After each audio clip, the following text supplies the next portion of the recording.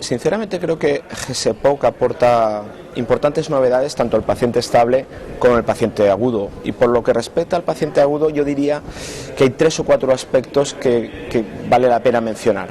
En primer lugar, el tema de la definición, no exclusivamente el tema de la definición, sino lo que hay alrededor de la definición. Hoy sabemos que las agudizaciones se producen en racimos, se producen muy seguidas unas de otras.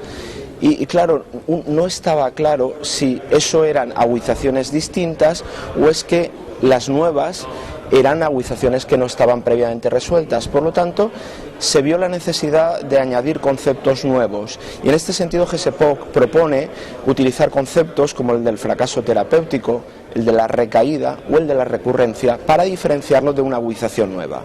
Fracaso terapéutico sería aquel paciente que estando en plena agudización y estando tratado necesita más tratamiento porque no va bien. La recaída es cuando ya el paciente ha sido tratado, ha mejorado, pero aparece un nuevo empeoramiento en un espacio muy corto de tiempo, que lo fijamos en 4 semanas. Si aparece antes de las 4 semanas es una recaída. Si ese empeoramiento aparece por encima de las 4 semanas, hablamos de una recurrencia. Recurrencias que serán precoces, entre la 4 y la 8ª semana, o tardías. Por lo tanto, diferenciar la agudización del concepto de fracaso, de recaída o recurrencia es un aspecto que yo creo que es muy importante y es una novedad. La segunda novedad habría que buscarla en la gravedad de la propia agudización. Esto es un aspecto muy importante. La intensidad o la gravedad de la agudización debemos recogerla en nuestra historia clínica, debemos matizarla porque tiene consecuencias distintas. Sin embargo, las guías de práctica clínica previas, la gravedad la matizaban en función de dónde era atendido el paciente. Por ejemplo, paciente que acudía directamente al hospital, por definición tiene una agudización grave. Hombre, eso es cierto en general, pero un paciente puede vivir a 5 minutos y acudir al hospital y no ser grave. Por lo tanto, necesitamos algo más, o una agudización que necesita corticoides se definían como moderadas.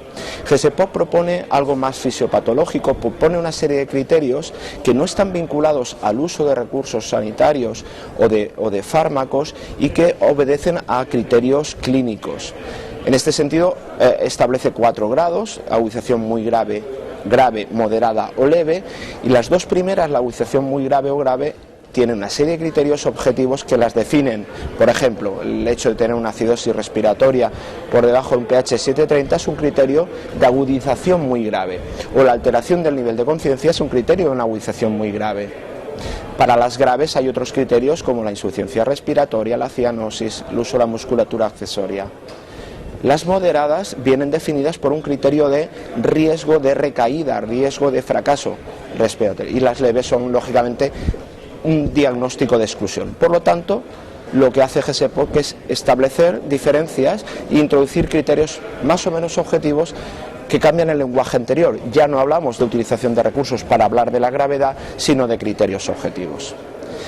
La tercera de las novedades, yo la catalogaría dentro de el momento asistencial en el que se atiende una agudización.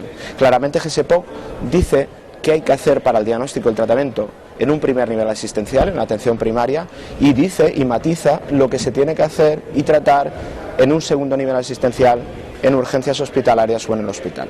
Pues en urgencias hospitalarias aparece para mí una novedad, y es la introducción de un sistema de triaje, un sistema de clasificación que está basado en el sistema español de triaje y que lo que hace es priorizar las actuaciones.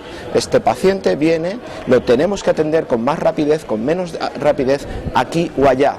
Esto no es tratar, pero sí que es clasificar para obtener mejores resultados. Es otra de las novedades. Finalmente, quizás añadir que hace también GESEPOC mucho énfasis en que no todos los empeoramientos respiratorios son agudizaciones.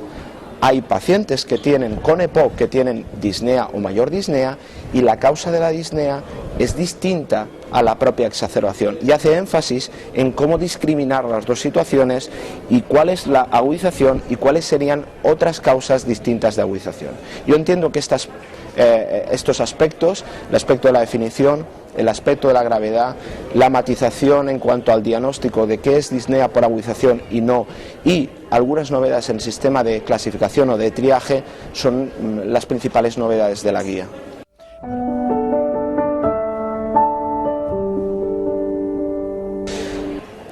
De una forma muy sencilla, GESEPOC establece 3 pasos diagnósticos que son los que nos permitirán valorar al paciente para luego tomar y ajustar el tratamiento. El primer paso es lógicamente establecer el diagnóstico de la agudización, el segundo es establecer la gravedad de la agudización y el tercero conocer la etiología. Para el primero, para establecer la definición, el concepto de agudización, se hace referencia a 3 aspectos. Lógicamente el paciente tiene que tener una EPOC, porque evidentemente si no tiene una EPOC no podemos hablar de agudización de EPOC, eso exige que tengamos un diagnóstico concreto de EPOC, tiene que tener un empeoramiento de síntomas compatible y además tiene que ser una nueva agudización, no debe ser un fracaso terapéutico, una recaída, una recurrencia. Por lo tanto son 3 criterios nuevos que definen la agudización. El segundo paso es definir la gravedad, ya lo hemos comentado anteriormente, cuál es la novedad y cómo se estratifica, y el tercero es identificar la etiología. ¿Es infecciosa? ¿No es infecciosa? ¿Es de causa desconocida? Si es infecciosa, es bacteriana, es vírica, esto va a condicionar el tratamiento. Por lo tanto, diagnóstico, clasificación de la enfermedad, intensidad, gravedad, y finalmente el tercero, etiología. Los 3 aspectos básicos para luego elegir el tratamiento.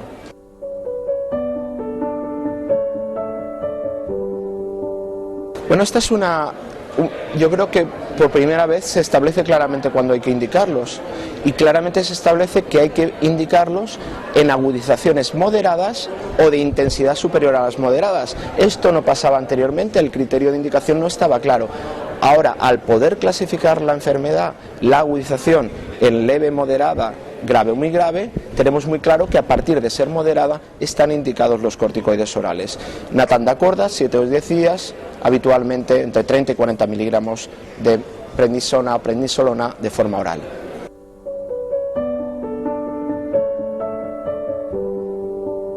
Yo diría que grandes novedades no hay, que los antibióticos son los mismos que estaban. Alguno puede tener un pequeño cambio en la posición que anteriormente teníamos, pero de nuevo la novedad viene en cómo los indicamos, y más allá de cuando están indicados o no, lo que establece GESEPOC es un sistema de gravedad y una indicación del tipo de antibiótico en función de la gravedad. Si el paciente tiene una agudización leve, va a tener un antibiótico; si la tiene moderada, va a tener otros; y si la tiene grave, va a tener otros. Anteriormente los criterios que utilizábamos para seleccionar el antibiótico era la función pulmonar, era la comorbilidad y el riesgo de pseudomonas. En la actualidad desaparece función pulmonar y desaparece comorbilidad, son criterios de gravedad, pero se mantiene también el riesgo de pseudomonas. Hay pequeños cambios, pero los antibióticos son los mismos.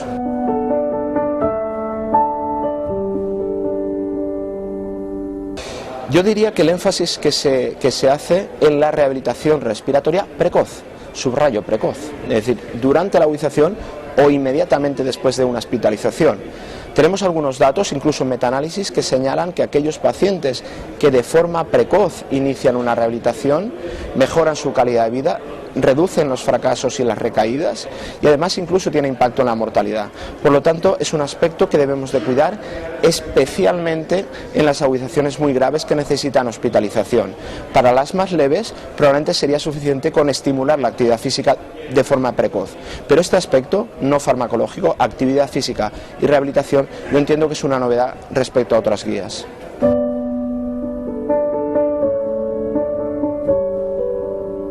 Sí, indudablemente. Este para nosotros es un aspecto clave.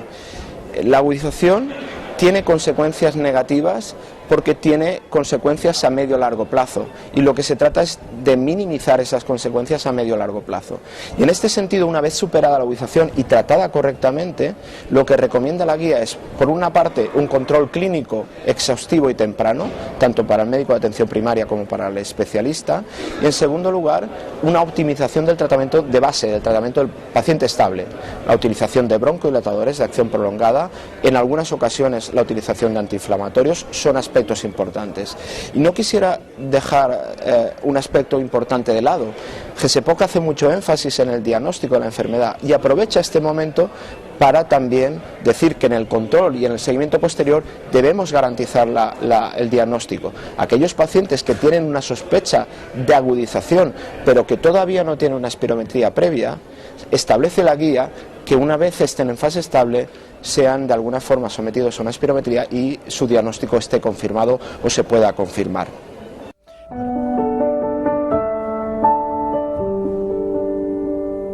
Sí, yo diría que también tratan de ser un poco más estrictos, más objetivos para no ser tan flexibles.